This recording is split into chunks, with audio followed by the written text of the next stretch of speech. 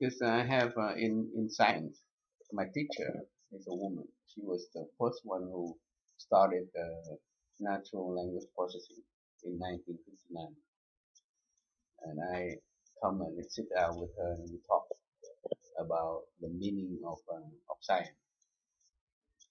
What is it for? You know, when you ask what is it for, then you know what is it for, and it changed the strategy of science. Uh, and then, of course, more. And then I met Madame Bing, and I sat and talked with her a lot. 'Cause at one time, I was looking at her from afar, and when I did the Agent Orange campaign, we planned to do Agent Orange campaign. I sat down with her and I talked to her about some of my thoughts. She had one sentence answer to everything, and I came home and I was like, wow, it's really good, because she thought it through.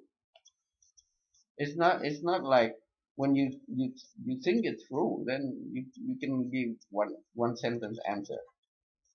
If you answer a question like half an hour, then you didn't get it. Probably, probably you didn't get it. But she answered me short. I said I want to do a museum for Agent Orange and put all the things like that, and I wanted to do in the U.S. Said um, maybe not that at the moment because we don't have, you know, we have a fight ahead of us. You just fight first, then you have a museum. Madam Bin. Yeah, because I thought I was smart, thinking about that, but that's not enough.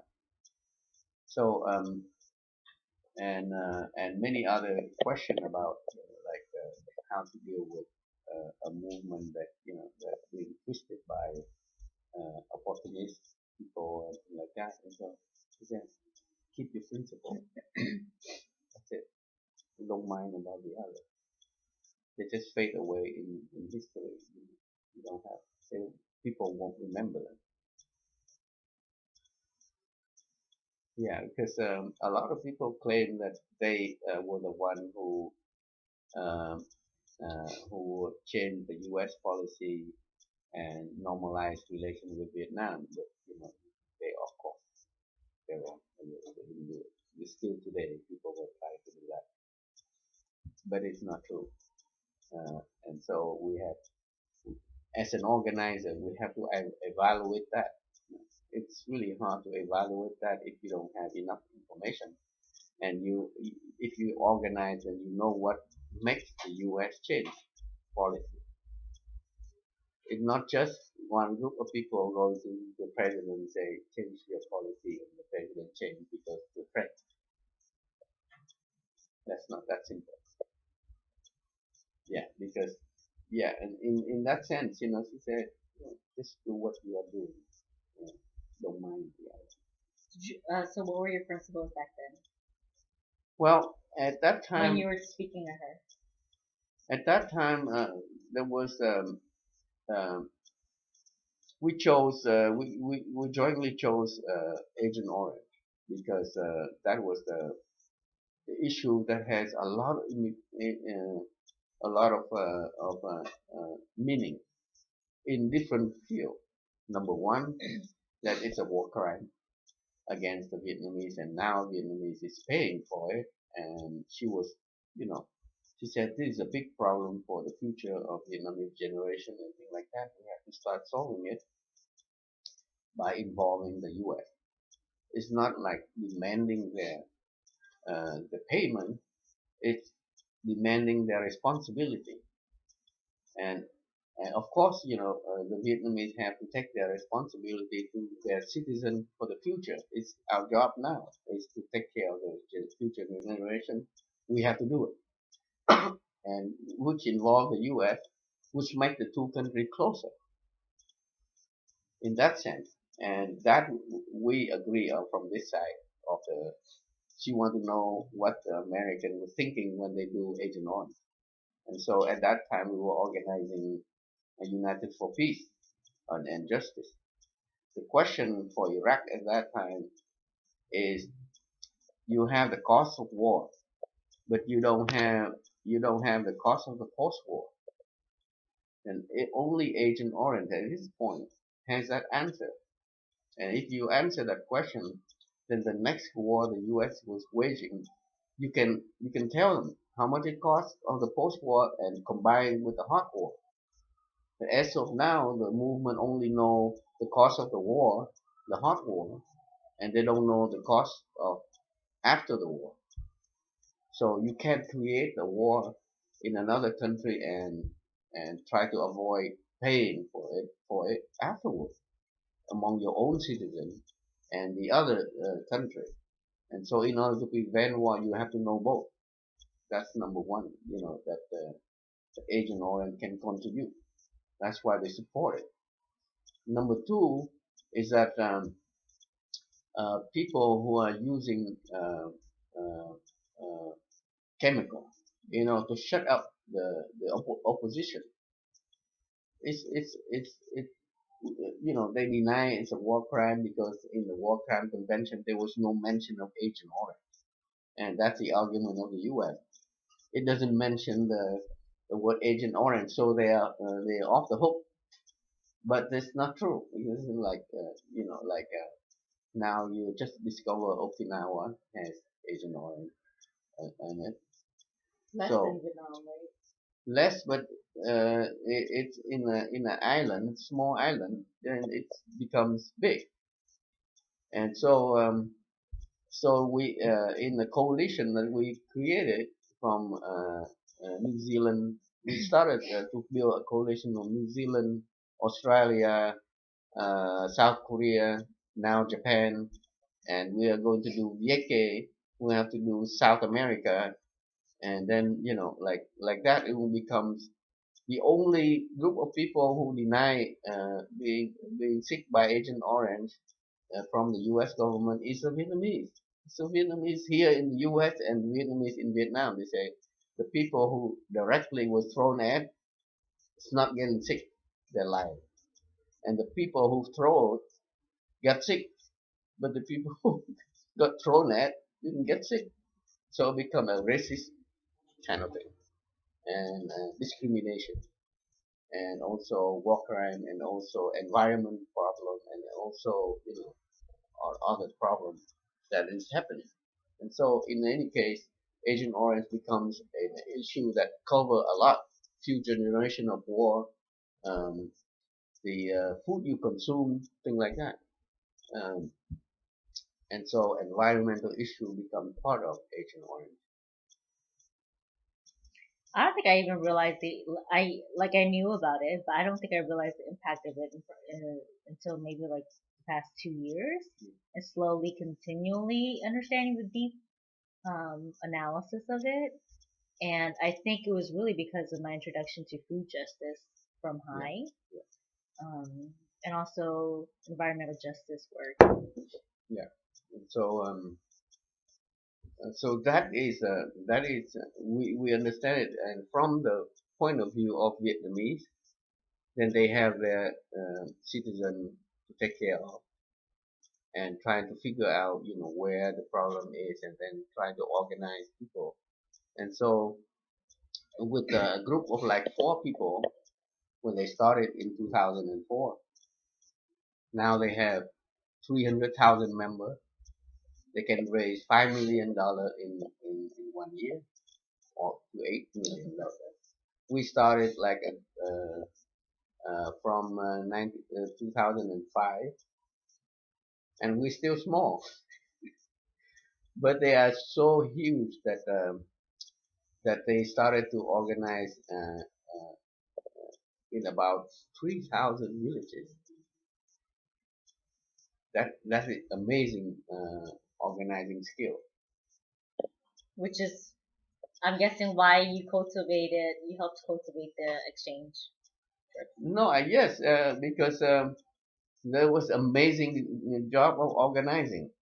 And the first year we invited a woman from Ho Chi Minh City, and she was like joking all the time, easygoing. She was like, and when she come back, and next year I came to her, she has a big vat of land and a few building, 200 children was in there. She was training them every day, and she got food free from the temple, delivered every day, and children was teaching computer and all the skill, and she asked the best artists in the field come to teach them to do, like to do some artifacts or to sell, you know. So children like that is capable of doing a lot of things, and then I was amazed at how much it grow, and she was thinking of a second one, and then you know like that, and so I was really impressed with that organizing skill of all the people in Vietnam. And they say you have to rely on your community. And it's to us it's community is a Yeah. concept. To them, it's very clear. This is a community, and you have to when you do organizing, you have to put your foot down and say, "This is where I stand with you," or something like that. Any other women who influenced you? So that's Madam Bin. and Mrs. Nhật, yeah, Hồng Nhật. I come around, travel around with her. Is she the woman you just spoke about? Yes, we joke a lot. We joke a lot, but she's really good. Yeah, and so among us, there was a lot of great young people. Yeah, you mentioned that you joke around with people a lot. How important is humor and joking in organizing work? No, you ask questions to that. You joke, you joke that you might lose it because of this, and because it's true, it's like when you are going out and doing this campaign, and I joke and I say, hey, if they capture you and say you defect to the U.S., then what do you do? And she was like laughing. And she said, well, I don't know what to do. If they do something like that, and then they release you, and then they say you want, and then you come out and you try to explain yourself, and nobody believe you anymore because that could happen. Hmm. That could happen. It create a situation, and so when she she left JFK. She gave me two rocks. Gave me two rocks. I still keep at home. One big rock and one small rock. And she said the big rock is for to throw at people when they try to capture me, and the small rock is I use it to unlock my handcuff. Yeah. And she told me the story that she is very good at unlock handcuffs. She was captured by Saigon and then sent transport to Kunchen Island for political prisoner. And they put her handcuffed in the bottom of the ship. And so he said, and there was a storm. And she said, if there was a storm, we die, right? Because we are handcuffed to here and the ship was thrown over. We don't know, even the roof is closed and we are handcuffed here. She picked up a piece of rock and she opened one and then she opened all the other one. She said, we can't die, even in that situation, say, I won't die. And it's important to say, I won't die. To me, a good organizer is one, I won't die. I will never leave the world without fighting. So we laugh, but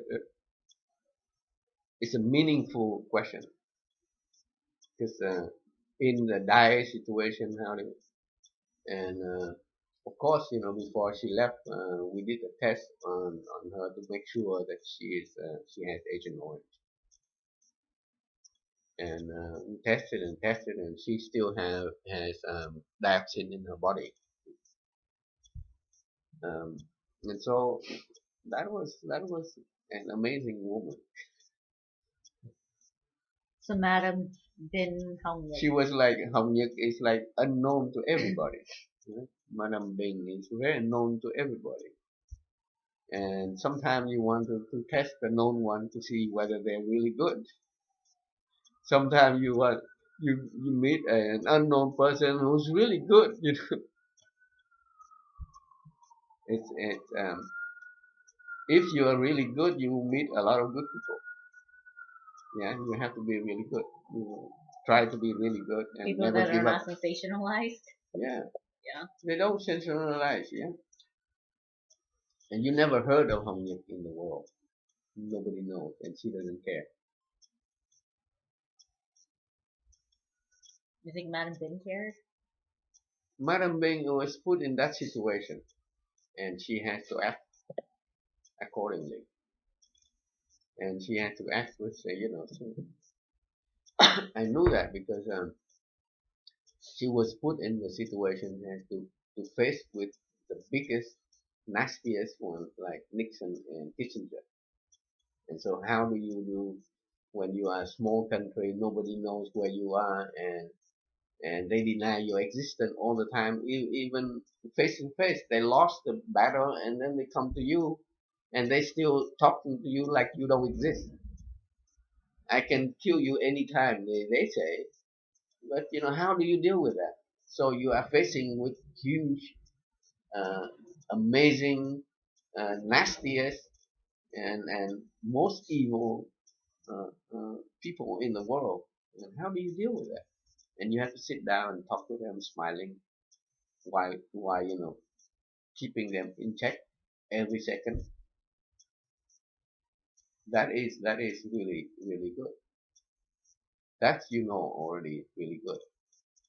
Only after like I study here, I met her the first time 2004. I realized that how big, how great she is.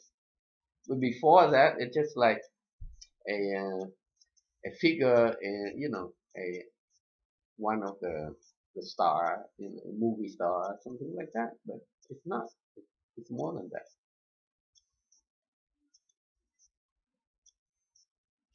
Anybody else you want to add on your list?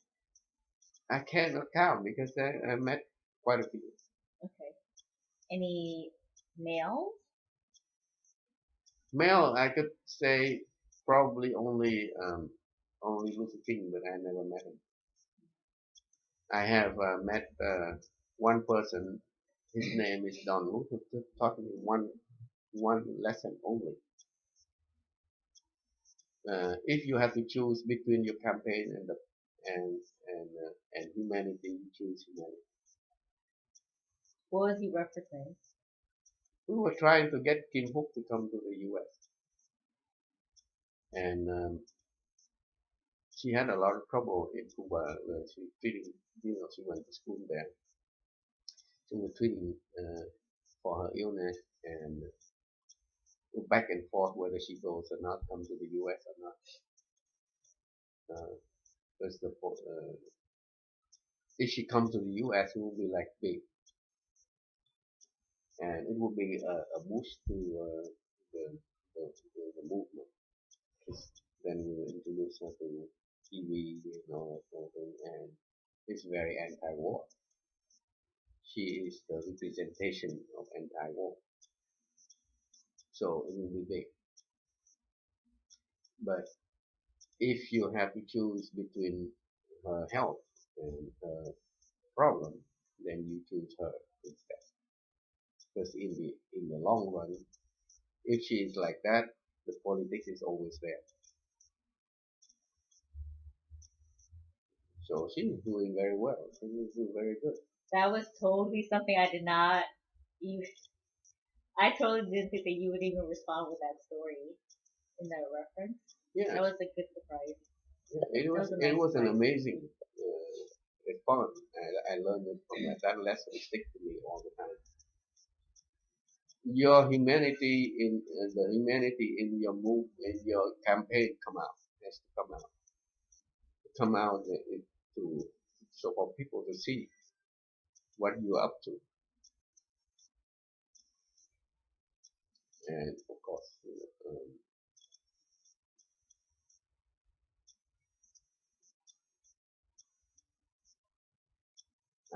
I'm not sure who else. I have to think about it. So the last question, and I think you can backtrack because this is actually a very specific question. Backtrack with the background of it. How does the Union of Vietnamese Patriots relate to the Asian American movement at the time? You mean the first one, the Association of Vietnam? They didn't specify, but I think it might be helpful if you can give a background Yes. of how it started and. Yeah, we have we define our organization according to the task. So in 1972, we formed the Union of Vietnamese in the U.S. with that name, Liên hiệp Việt Kiều tại Mỹ, to unite all the Vietnamese in support of peace. The U.S. troops out of Vietnam. Liên hiệp Việt Việt Kiều. Kiều tại Mỹ. Yeah. And so in that slogan, we support the 7 peace points of the National Liberation Front. So it's very a left organization.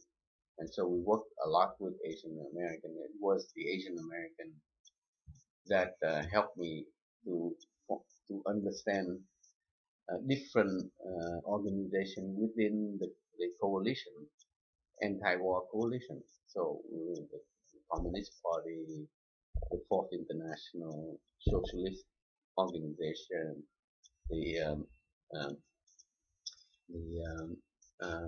student movement, the Asian movement, the black movement, all that sort of thing in that group. What are some of the names you can remember from that group? Oh yeah, very many. Black Panther Party, something like that. Um, um, of course, Japanese American and Filipino American. And at that time, for some strange reason, there was a Union Democratic Thai was born at the same time as the Union of Vietnamese, and the Union of Democratic Filipino came out at the same time. At that same time, and we were very close at that time. And then the Palestinian, of course, and we were working with the Iranian against the Shah, things like that, and Korea, all of that come out at almost at the same time, and we were like in the movement at that time. The movement tend toward to be white at the top. When they talk about coalition, they always, you can see white people, and Asian never enter into it. And since they need Vietnamese, so Vietnamese come in with pulling a lot of Asians coming in, and we argue for the main point is, if you want to seek peace, then you have to adopt the position of the National Liberation Front. You can't waver around it. If you waver around it, there's no solution to the war. The only people who could force the U.S. to go through the peace talk and to sign the agreement is the National Liberation Front. And if you don't adopt their peace proposal, there's no way to win the war. There is no way to end the war. So peace movement has to listen to the group of people whom the U.S. was trying to demonize. You don't ask the people who are victims, and there's no way that you can come out with peace, because there is the policy of the U.S. is no peace, and your policy should be like peace with the right of people, right? The national independence is the main thing, self-determination for these people.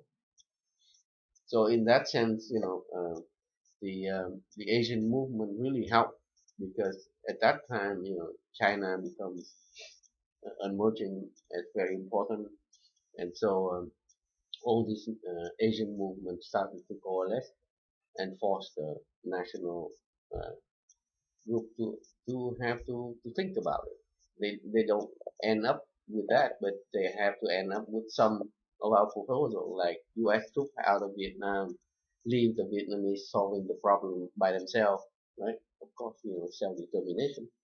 And so that's the two main points. If you agree, do that. And even uh, the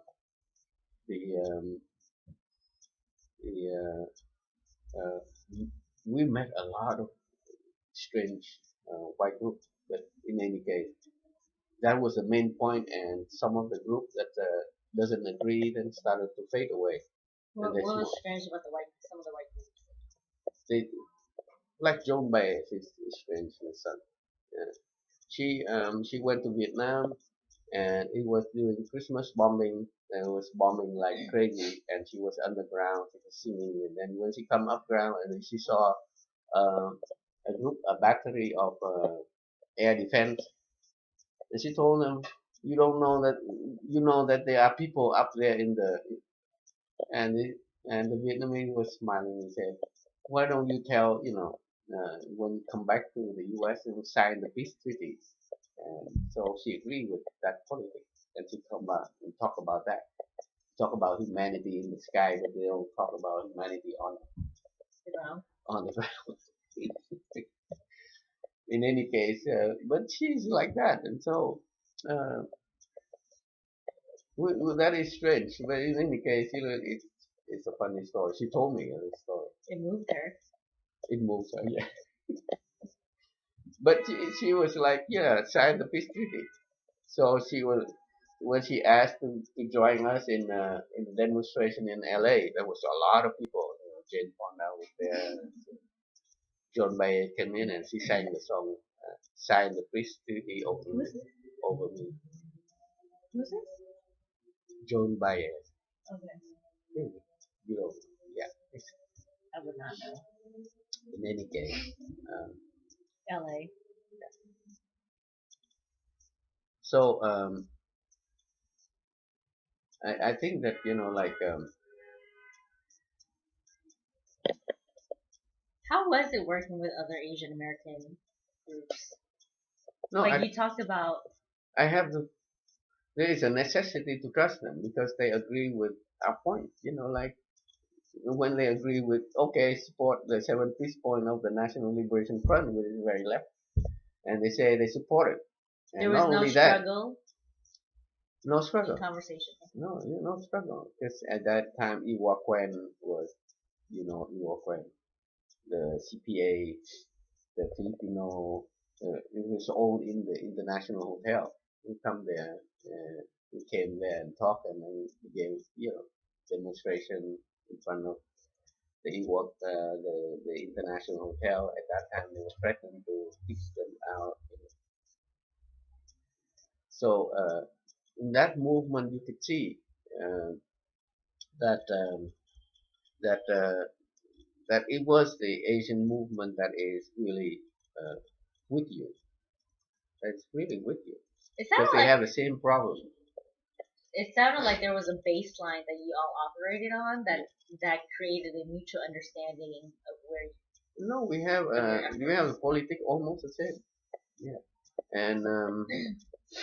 and I remember one day I was organizing a demonstration in front of the I house, and I was like the MC, and we talk about cutting aid to Saigon and something like that, and I was arranging a lot of people, and somebody told me that give this young uh, Filipino allow her to come in uh, because we didn't know that she will come in and talk at that time. She just arrived and people say she's really good.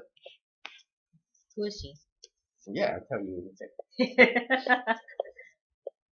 And and they say she's 14, And so give her a stage for 5 minutes and say, okay, 5 minutes, keep 5 minutes. She gave half an hour. People were cheering and cheering. So she she was so good, I can't stop. You were mesmerized too, huh? She was a young Melinda Paris. Melinda Paris. Yeah. Uh, Now people don't talk about her anymore because but at that time she was really, really good. She just came out of Manila and in the struggle over there, and then she gave a talk, and it was really awesome. Uh, I get it ended up with half an hour. People would can't stop that. That was amazing. I think if you stopped her, they would have taken your role as MC back.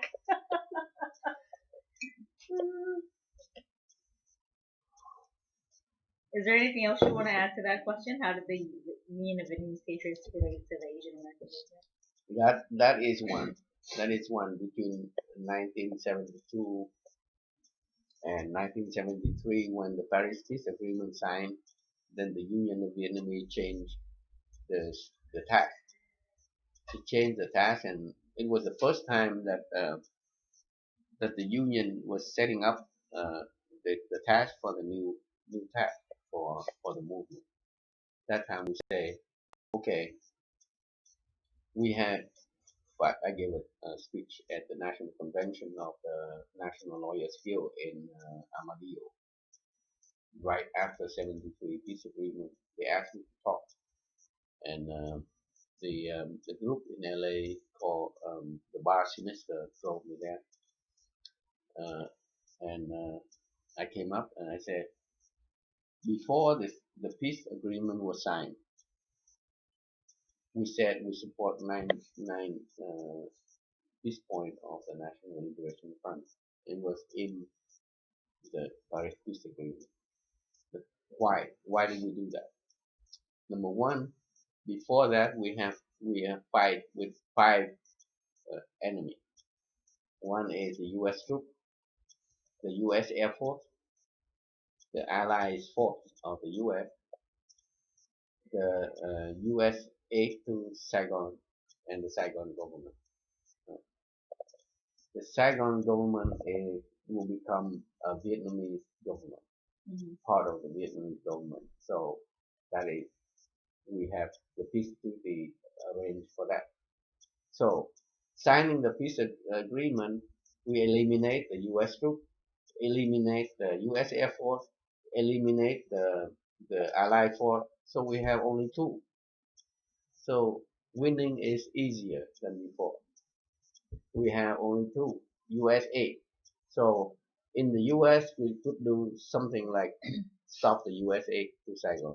So force the Vietnamese to talk to each other.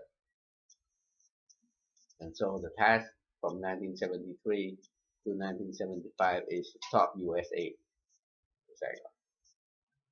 And after 1975, then the task is to keep the U.S. from coming back. Because they could come back in the island, they could come back in anywhere. The Vietnamese at that time could not defend it. So 1979, 1980, then the U.S. collude with Pol Pot and China and attack Vietnam in 79. Protecting peace in Vietnam failed because you have new enemies that come in, and then it's resolved by the Vietnamese themselves, right? Vietnamese defeat the Chinese, and Vietnamese defeat the Pol Pot, and uh, and so at that time Vietnam was under a lot of punishment from the Western world, and so the task is to so that's why we name ourselves the Association of Patriotic Vietnamese in the U.S., which is like I didn't agree with it, but we named it because the majority. I didn't want to lead the movement anymore. So at that time, I was like coming to New York, and What do you mean you didn't in want the to end, leave? I have to do it. But denying it is not possible. Why did you not want to lead the movement anymore? Because I've been there too long and I wanted somebody else to do it. So you mean the formal leadership title? Yeah, I don't want to be it. And so the hardship was over. That's why that's part of the thing, and we have to prepare for the future. What makes And and and because I didn't agree with it, by the time there is another war, and so that policy is not necessary because the Vietnamese can defend themselves. They can defend themselves. So that task is over. Now our task in the U.S. is to normalize relations. So we changed our name to the Union, the Association of Vietnamese in the U.S. So that was the task change. But the membership expanded based on the Union of Vietnamese. It just expanded like the Union. We expanded out. At that time, we had about 300 members uh, all over the country. So we uh, we started to mobilize for normalization with Vietnam and an end of the right wing uh, uh, violence in the U.S. how did you how did you all communicate with each other? The Union of Vietnamese. We have we have a central committee elected by chapter. We have like three chapters with about 10 different sub-chapters. Where were they?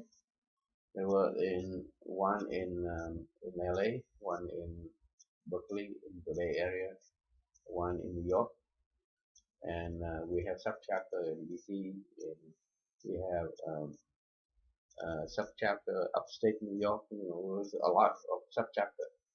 We have a lot of sub-chapter. What's the difference between chapter and subchapter? Chapter take care of sub-chapter because the sub-chapter is not strong enough to become a chapter. A chapter has to have at least 10 or 15 members. So you had like you had a list of like what's considered what? No, because they will apply for it. Okay. They have the right to apply for it. And And then it's not like our choice. When they say they become a chapter, then you don't have a choice. You have to accept it. did you do convenings? How did Yes, you all ever and meet? we have national meeting of the of the of the organization every year. In during the war, twice a year. That's a lot of money. That's a lot of money, yes. But we didn't care at that time. We were working and then we just spend money on traveling, and we don't eat. But in any case, that is uh, then the subchapter. Then we have a meeting, and then we distributed the resolution of into subchapter, and the subchapter worked on it, and then they will formulate a counter argument. If there is something wrong with the decision, then they change. And we have changed all the time. It's a national convention making a resolution always changed by the subchapter because By the local communities. by the local community and by the national too. Because sometimes the person who write it, he writes so well that you mesmerized by it and you forget that it was wrong. And we had a lot of wrong things. I just translated the resolution. I recall the resolution of the Vietnamese Associate, the Union of Vietnamese, all the time, and then it's totally wrong. It doesn't reflect at all our movement, and our work. Well, it sounds really good, but it has nothing to do with our work. Our work is in ending the war and working with the American and working with the anti-war movement and working with the Asian movement and all of that. And It normalize happened relations. when you look at the event that we do. It reflects that. When you look at the resolution, it has nothing to do with it. It's a good argument and a good point and everything like that, but it's not. See, Sorry. so you can see it, and we can see several resolutions wrong, like the resolution to create the Association of Patriotic Vietnamese in the U.S. is wrong, but we argue it like crazy for 2 years before we adopt it, but it's totally wrong. So in the movement, you make sure that you do the right thing, and maybe your argument is wrong nationally when you get together.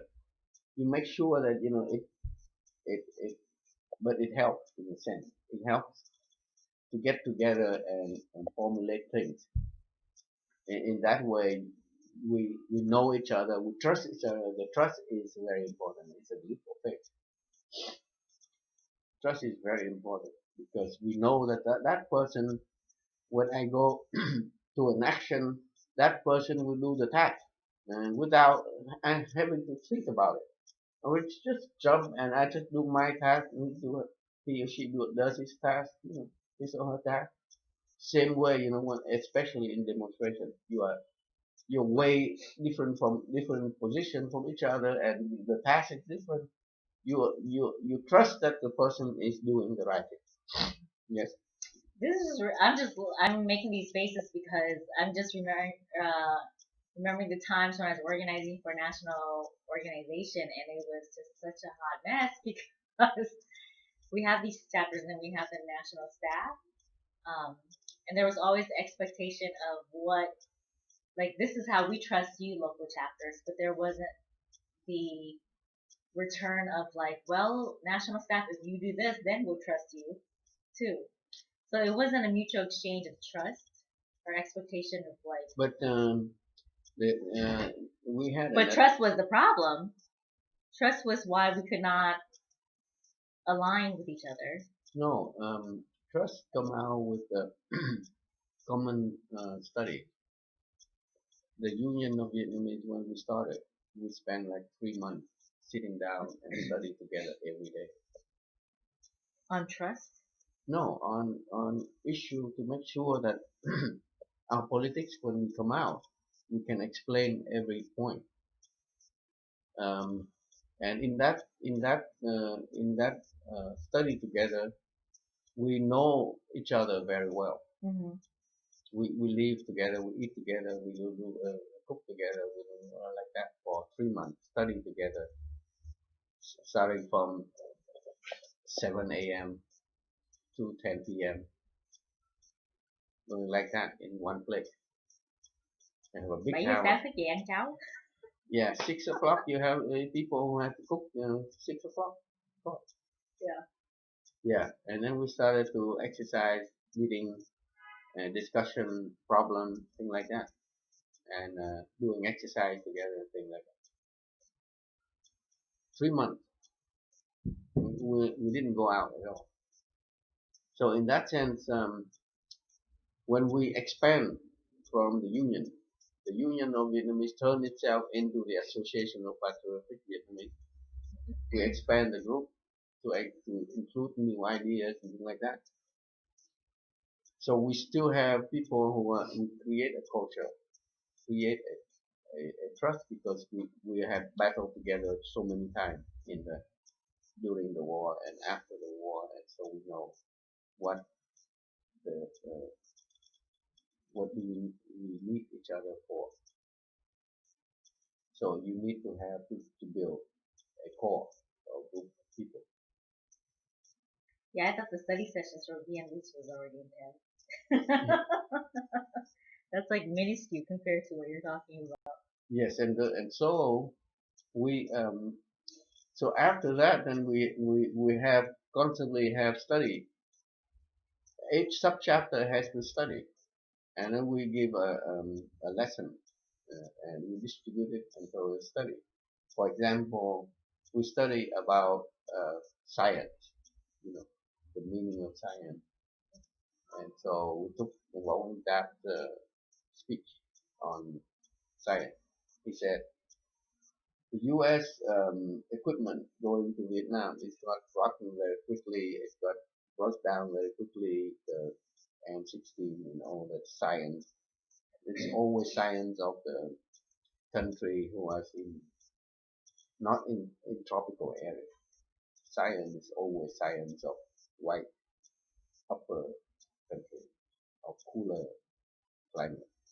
So equipment is different when it comes to tropical area and a lot of rain break down. So the science has to be a science of where you are. And so if you have a lot of sea, then he said, we don't think the sea as a living space. We think of the sea as a hunting and gathering. We just go out and grab the fish and we come in and we say success. But we don't know that the fish is going to be gone, right? We don't care about that. We just say this year we have this many tons of fish and then we say success in the economy. But that's not true because you have to move from hunting and gathering into a place where you can grow food in the sea and live in the sea and things like that. It's not a sea is like land. You have to think it like that. And and and that's new to me, you know. Yeah, I have to think about that. Yeah, sea is land. You can you can live. How do you deal with sea level going up? You know, you don't have houses anymore, but you have to think of houses in the, above the sea or houses under the sea, whatever. To do it. In that sense, we create a lot of thinking about science, about how you deal with science first. And so that's why I got into computer and do Vietnamese for computer and things like that. And it helped Vietnam to become part of the world. When you create a new computer, there is Vietnamese in there already. I was talking to somebody, I totally forgot who it is, about your background um, on computers, Hmm.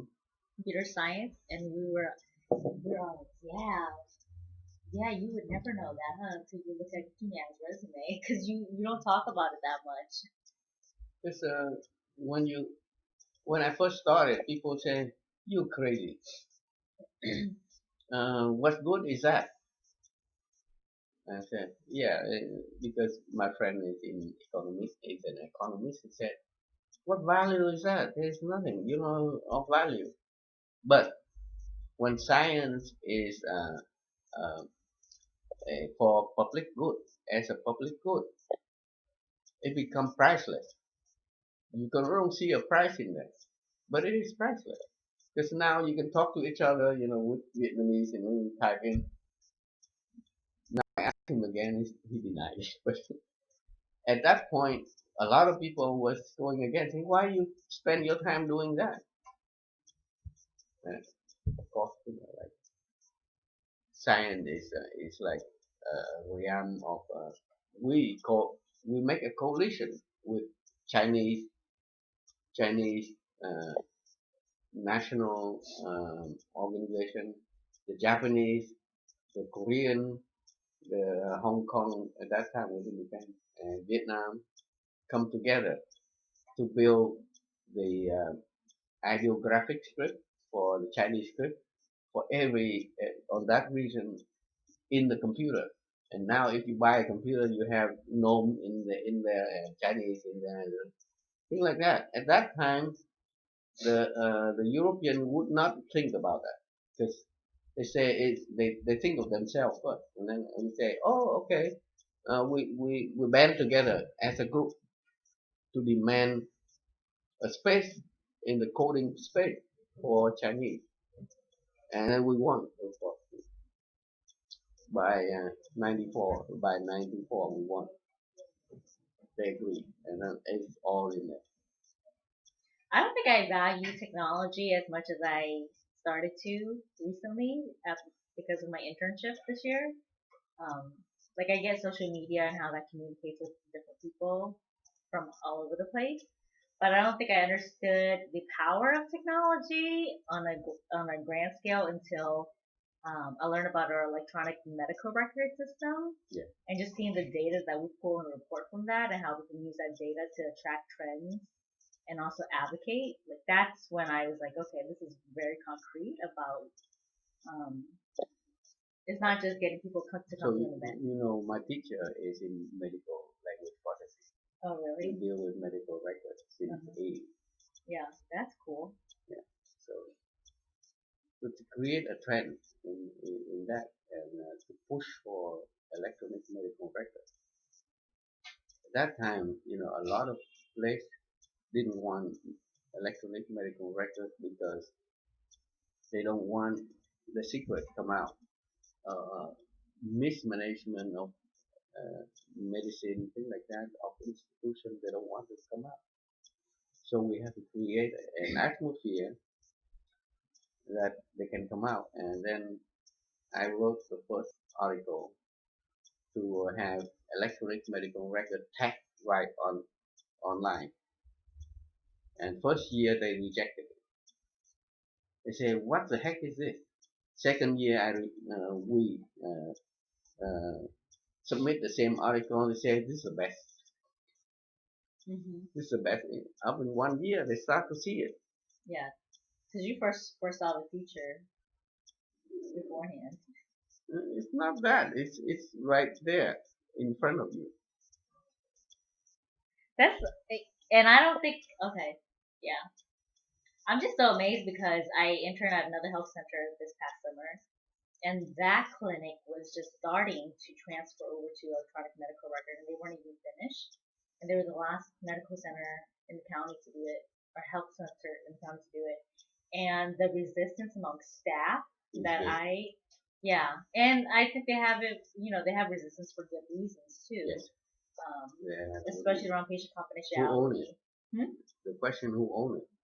Who owns it, And what is it for? confidentiality. What is it for? Yeah, and even the interaction between documenting it The same online. as community organizing. Who is it for? That's the main thing. Who is it for? And then who owns it? Mhm. So in our community, the same thing. Who owns it? Who is it for? Yeah. Same question. So you asked those questions when you were creating Right, of course. codes. Anything else, Nyan? I don't know. I think we answered the third one. Yeah, I did. Yes. Yeah. I had only three questions for you today. Yeah, fine. Ooh, that's a lot. Um, I guess my last question, just from our own conversation, is so. Last question: What are strengths that? What are some of your strengths from your perspective as a person? Because you mentioned all these women who are, they have these strengths that you lack. So what are your strengths? My strength. I, your strength is always shaped by the community you're in. It's never you come out, you're born with that strength. No. The community you're in make you strong in one thing because you like to do it or because you're assigned to do it. And sometimes you forget that it was the community who shaped you. And you think that, I can go alone and then left the community because you don't like something. So that, Or someone? or someone. And so someone is different, but like in that. So I was assigned to do things, like in the first was assigned. I was put in a position to do national coalition, anti-war coalition. I learned that thing. I need to learn it. I need to learn how to understand it, the environment we're in, how to best carry out the, the task of the Union of Vietnamese. So we need to find allies. We don't have allies going to the meeting, can't say anything. So we need to have allies, and the allies become common work. We have to do common work in order to understand it. We had a lot of Asian performance together, and we perform with Palestinian, Iranian, Chinese, Japanese, Vietnamese, uh, Indonesian, and, and Filipino and Thai. We had Asian event together. So culture, always think about culture. Culture is a way to approach a problem with your community and to evaluate that culture. Because evaluate that culture becomes politics.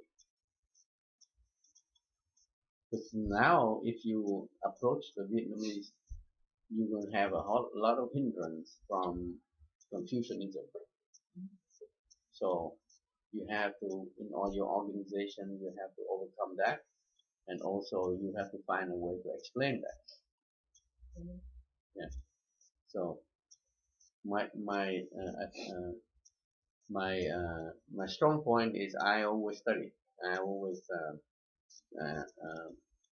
come to think of it as uh, a justification for protecting the community, for doing our thing. So when we act, we always see the reaction from the target that we have in action. But we also more important to see the reaction of our people. So what our people really want to say. So in that, so that when we say, what we want to say in front of our, when we create something that is united, very strong united, you, very strong um, united force, because you don't listen to our people, then you lose in the end. So even in action, you can see the reaction from our people within the fight with the other one. It's like two shells that go together. Sorry, can you repeat the last part again? There's Within our own people. yeah, there's two fronts that you deal with at the same time. If you are part of it, then you're leading it. You see the two things that go together. One is our people reaction to the fight with the other one, and the force that we have to deal with. So like internal, external. Yes. Yeah. And so sometimes, people whom you disagree with strongly within the community, you have to think of it as a different opinion, even though it's really nasty to you. It's like killing you, but you have to think of it like they will change, and if they change, then you are stronger. I always kind of saw it as like if they change, but also if you change too. No, we always change. So we have an advantage. We have an advantage of, if you see something that is right, then we go with it, Yeah. and we don't stick to our own idea. We just, once you see something right, and it is principle to reach whatever we wanted to do, like self-determination, then So the foundation is at least have room for discussion. room of discussion for disagreement too. Yeah. The disagreement make you strong, Yeah. even though it's a nasty one. Yeah. Even though it's a really nasty one. Yeah. But in the future, people might have a different philosophy. Then you compare philosophy. We used to talk to each other. Yeah, we always wanted to talk, because in public, when you talk through, you can talk through other media indirectly, but you still talk to each other, because they still talk to you Mm-hmm. in a larger medium, like in the press, something like that. but you notice their position. And you say, so the main question is this for the community? Is this make the community stronger? Yes or no? Yeah. What your action is good for the community, or yes or no? Why did if you want to fight with Vietnam and you want to bring democracy to Vietnam, do you trust the Vietnamese have democracy among themselves? If you don't trust it, don't do it, because then you defeated already. You are defeated already. If you bring democracy to the Vietnamese, that is 90 million and you are 1 million here and you think that you are better, how? Mm-hmm. Your democracy already ruled. Your politics is already Yeah, not fair. Let's defeated. Yeah. So if you don't trust people to do it, then how do you deal with it? Yeah. And you are half the world apart, and you don't go there. So how do you deal with it? Yeah. And so how do you deal with that? That is the big problem. So why your community here is poor? Then what is democracy when you talk about something else and not something that is daily life for them, like children? How do my children grow up and be better in Vietnam, or because Vietnam has democracy, or here? What is the question here? Yeah. So we can discuss. Yes. Of course, indirectly. Thank you.